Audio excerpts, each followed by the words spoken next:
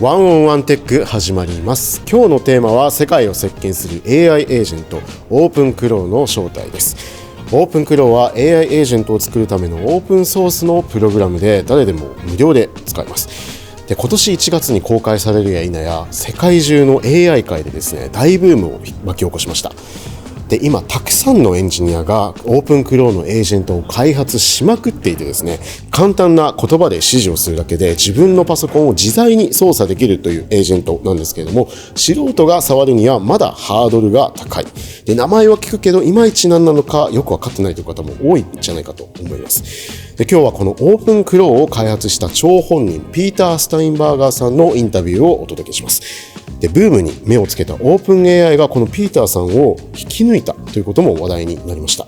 トピックは3つです。OpenClawってなんだ？そして AI エージェントは世界をどう変えるのか？そして最後が OpenAI はなぜ引き抜いたのか？ぜひ最後までご覧ください。Okay, great. Thanks for your time today again. Thanks for having me. Yeah. Japanese people, a lot of engineers are really excited about OpenClaw, even in Japan, but still, a lot of the Japanese people is not too familiar with how OpenClaw works. So, do you mind if I ask you what OpenClaw is? How did you come up with the idea of Sure. OpenClaw? You know, if you look a little bit back in 2023, 24, we had like ChatGPT, right? We had, wow, AI can now answer my question. Then I would say last year, we had coding agents becoming from, oh yeah, this can do some things to, I only write code by prompting. Mm-hmm. And so this year's the year of agents. So what a lot of people experienced last year with coding agents is now happening for all the people that are not software engineers as well. Mm-hmm. So suddenly you have an AI that not just can answer things, but can actually like do things for you, solve your problems, can check you in on a flight, can not just sort your files, but can like find things that you probably didn't think of that you had on your computer, can brew beer for you, you know, it's like if you connect it to the right hardware, or can find any device on your network. Oh, you have a Tesla, and it opens the door. Like one of my friends, he set up a claw that, and he tasked it to like help me with my health goals and be bossy to me because I'm lazy. and like he was driving, and OpenClaw got an email and read the email and saw that he needs some medication, and just told him, I rerouted your Tesla, you're going to Whole Foods. And then the car turned around and drove to Whole Foods because he had autopilot on. You know, so we moved from this thing that is very passive into something that is very active and can actually do much more, take over much more work that we used to do ourselves in our life. So and like really the main limitation now is what can you think of that it could do for you. So the main limitation is now our imagination. Right. So you just launched OpenClaw in January, and it took the whole internet by storm. How did you feel? And the funny thing is, like, I didn't really launch it, you know? I just built it in the open, as I did with all my other projects. And like every time I showed it to a friend, I got people very excited. And on X, I didn't really get the same thing. So it took me like a month to figure out how can I actually explain it to people. And turns out it is very hard to explain. You have to show it. You have to experience it yourself. So I was kind of proud when I managed to find a way how to show it to a lot of people in a way that they would understand. And from then on, they showed it to people and it kind of spread, you know, but like I had to do this initial fire. So yeah, I felt proud because I was like, oh, finally I found a way how I could show people how cool and exciting this actually is. And I think if you look at what the future will bring, we need more people that spend more time to like understand AI, think about the possibilities, and also all the implication that will cause to go towards a good future. So yeah, that makes me proud. Right. And you have been an entrepreneur for more than a decade, and you took a break from work for 3 years or something. Yeah. And then the ChatGPT moment happened during that time, and you came back and you launched OpenClaw. So could you walk us through how you came up with the idea, how you developed the OpenClaw? I mean, I ran a software business for 13 years. Had a very successful exit, and also was very burned out. So I went on some traveling. I worked on myself. I did a whole bunch of stuff, and finally, I wanted to build something again. You know, if you're like a builder, you don't lose that. I knew that it was like on pause because I needed to recharge. My battery was like heavily at zero. And then when I came back, I just wanted to be faster and build something in a different way that I didn't have so much experience in. So I was like, oh yeah, this helps me get from where I am to where I want to be much faster. And even in May, I wrote like an article how I use AI as my terminal.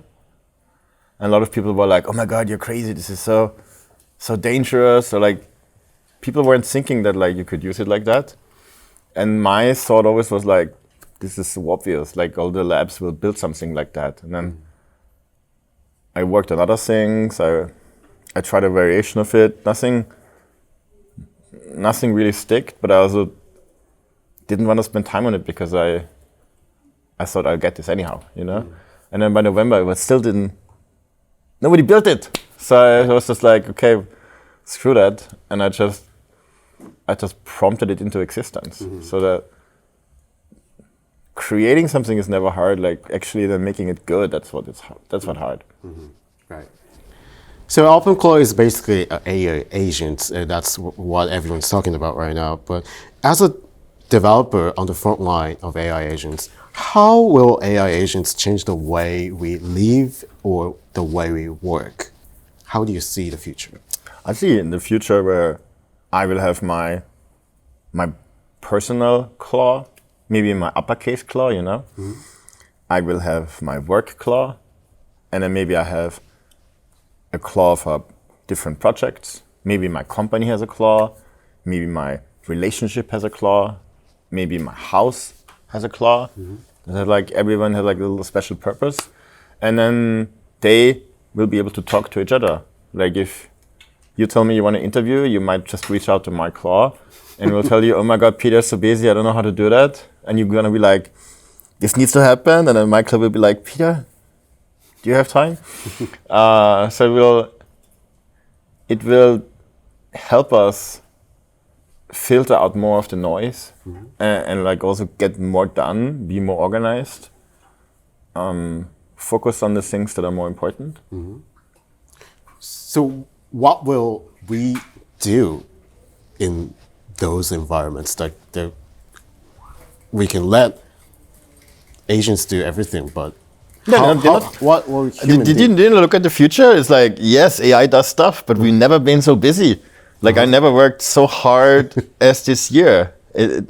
It's more, what does it allow us to focus on instead? If I can like blend off a lot of that noise, I can focus more on this.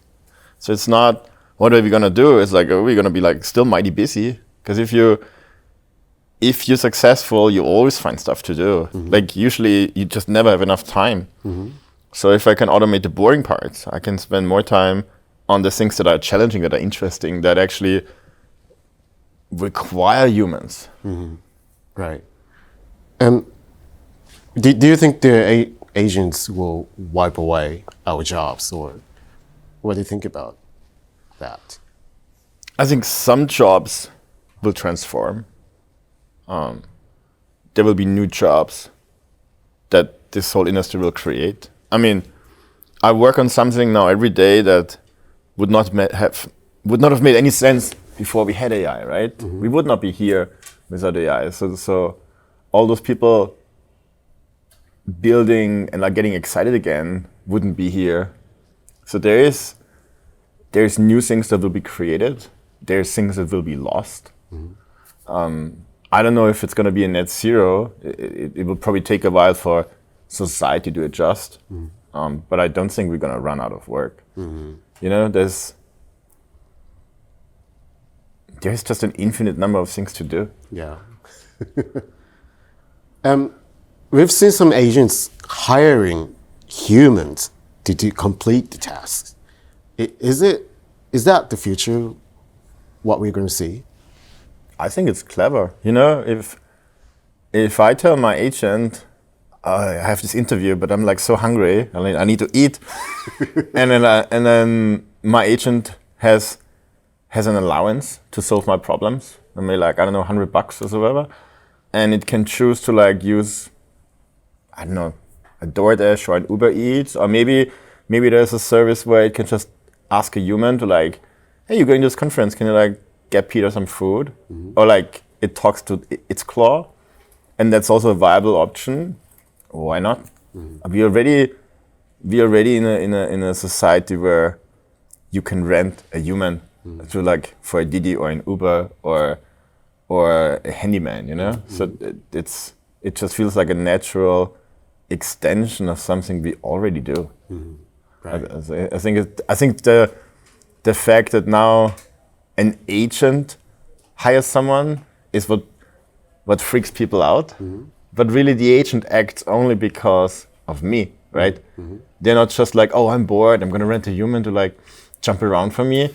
They don't do that, right? Yeah. So they're there to like fulfill my need, and do I care in what ways they do it, as long as I get what I need? No. So I think it's cool. Yeah. So in the world full of AI agents, how will children of future generations learn? Or how do we learn? What do we learn in those worlds? Have you seen the study where they say that if you have your personalized teacher, you can learn something twice as fast? Imagine if everyone has your personalized teacher. So I think we could actually, in many ways, revolutionize how children learn. I mean, I still think schools are needed and teachers are needed. But what if the teacher could, at least for some parts, get an AI to like help, and then every children could like learn in the speed that works best for them, and then the teacher gets those results back and synchronizes everything, and like, I think there's a lot of things that we should try and experiment with. At the same time, I hope that parents will also like understand AI and also understand that, okay, only because AI can now summarize a book, that's not the point. Children still should read, you know, and also write, and not just only trust AI. I hope that we need like using and understanding AI almost like as a lesson, as its own category in school. So you actually learn that yes, AI is amazing. Yes, AI will hallucinate. Yes, AI will make mistakes, just like humans make mistakes. And also, yes, it is still something that you need to like use to get ahead in life in this new age. It's just like I see sometimes people that blindly trust their agent. I'm like, no, you still need to use your brain. Do you blindly trust a new employee that just started? Probably not. You know, so why would that be any different? Yeah. We're working on that, and things get better every day, or let's say every few weeks at least.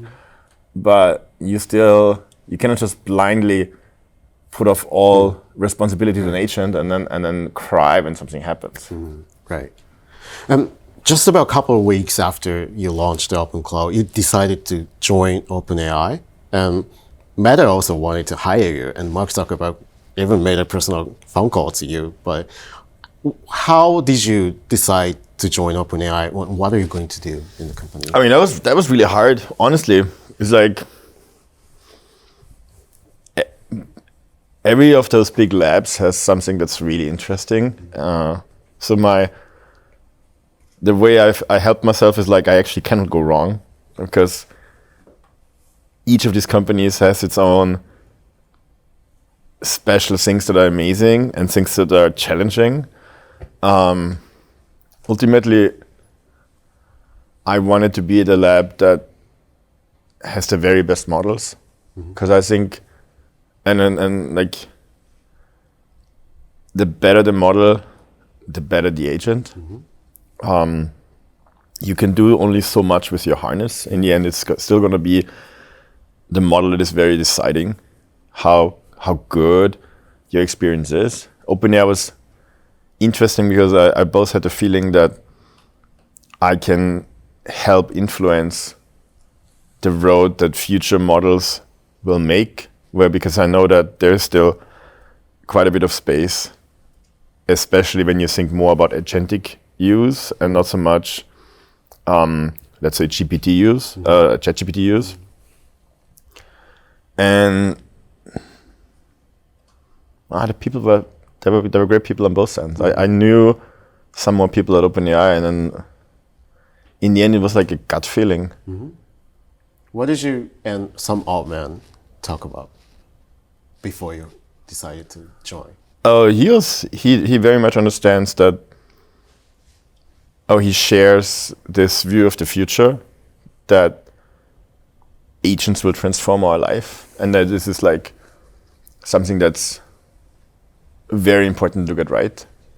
And also, if you look towards the goal of AGI, this is very much a stepping point towards that goal. So he was like very excited about this, and also overall the fact that OpenAI that OpenClaw changed a lot of people's mind from AI being this scary thing that they don't know what to do to something that is like fun and weird, and and like interesting. Think about that. If I never used AI at home or at work, and then suddenly I use OpenClaw at home, and I start to like automate things at home, I will show up at work and I'm like, I will complain to my boss, like, why the heck are we not using AI at work? And at work, it's more likely that those people will look for some, I don't know, OpenAI lowercase claw that gives them all the auditability and security and like SOC 2 and all of those guarantees that a US company might want.